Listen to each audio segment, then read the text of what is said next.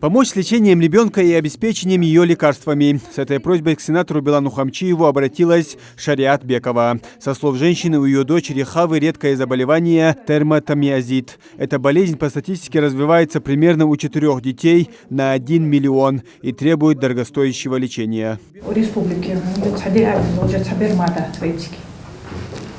Да. По диагнозе? Дерматомиозит, юнический дерматомиозит. Редкая болезнь, и он прогрессировать тоже.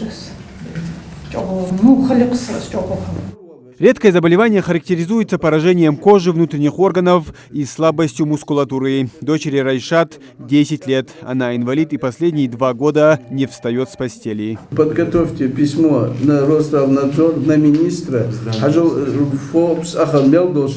Я через неделю приеду снова сюда, по этому вопросу вернусь.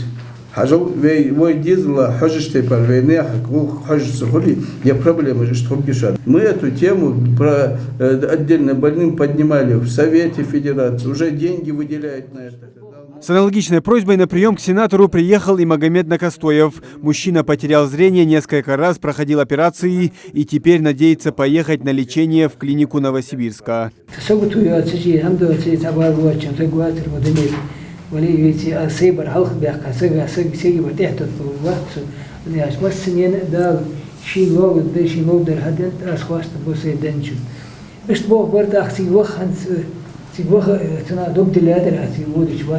Где еще квоту все сделайте,